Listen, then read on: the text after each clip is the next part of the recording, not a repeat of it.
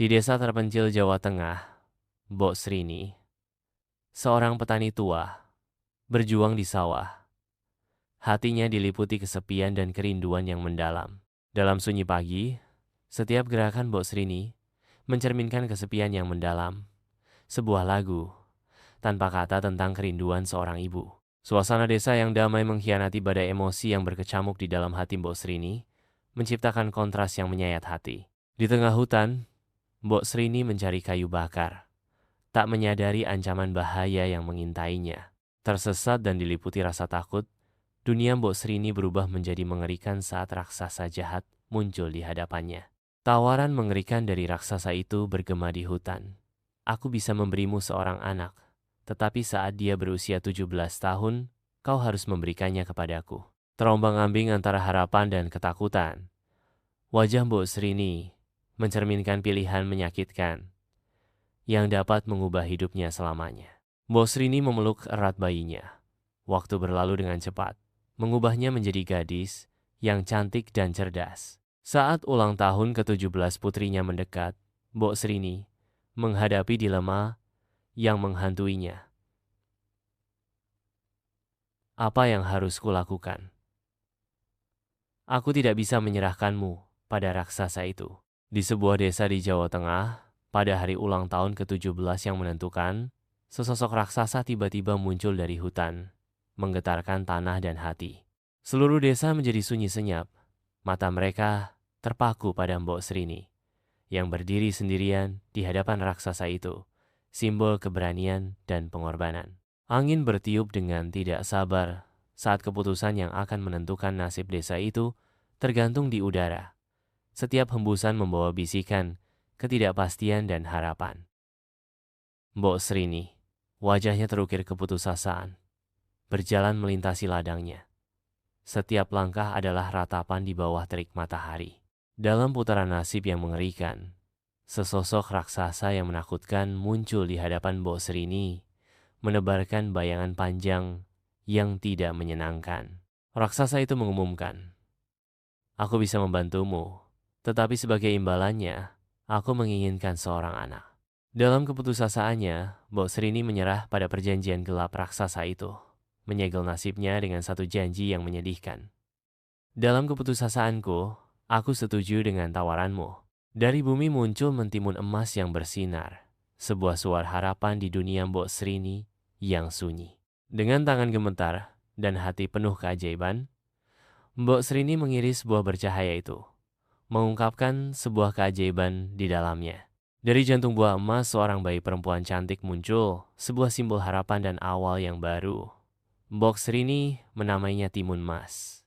Mbok Srini, dengan hati yang berat karena cinta dan ketakutan, memberikan Timun Mas kunci untuk kelangsungan hidupnya. Biji mentimun, jarum, garam, dan terasi. Dalam momen wahyu yang mencolok, Timun Mas mengetahui bahwa raksasa itu akan segera menagih hutangnya. Dan hadiah-hadiah ajaib ini adalah satu-satunya pertahanannya melawan kegelapan yang membayangi.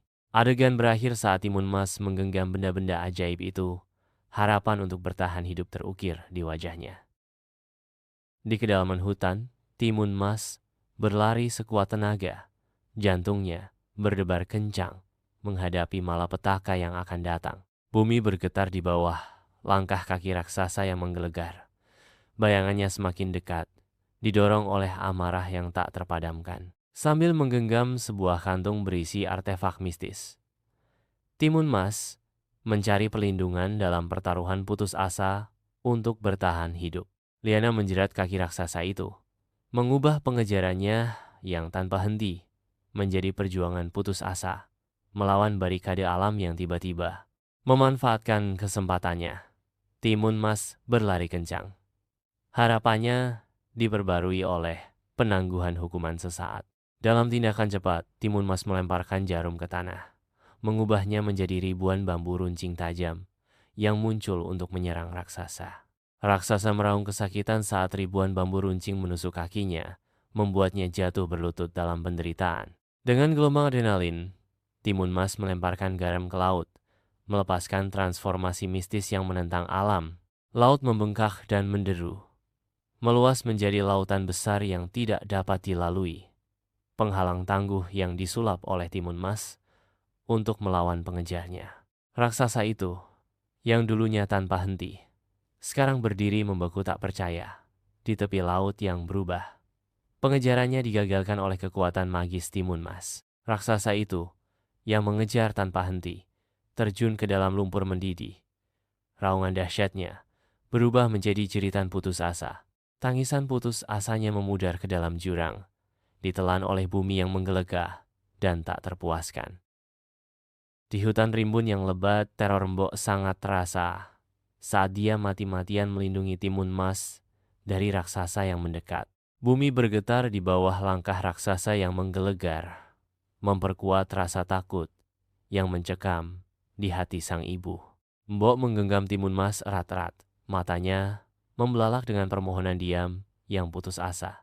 Saat suara raksasa bergema di dekatnya, dalam bisikan yang menari bersama bayangan, Mbok merajut kisah keberanian, berusaha menyulut api keberanian dalam diri timun mas, yang matanya masih mencerminkan hantu ketakutan yang menghantui. Timun mas dengan berani menyatakan, "Aku tidak akan membiarkanmu menyakiti ibuku lagi." Pusaran senjata ajaib dan penghindaran yang dahsyat terjadi saat timun mas dengan gigih melawan raksasa yang marah. Timun mas, jantungnya berdebar kencang karena lega, bergegas kembali ke ibunya. Pertemuan mereka adalah simfoni air mata dan pelukan hangat. Dalam pelukan lembut, ibu dan anak bersatu. Air mata sukacita bercampur saat mereka merayakan kebebasan yang telah mereka perjuangkan dengan susah payah. Gelombang kelegaan menyapu mereka. Udara dipenuhi emosi saat mereka menikmati rasa kemenangan dan manisnya reuni. Bayangan menakutkan dari rasa takut memudar di cakrawala, digantikan oleh janji ketenangan yang tak terganggu.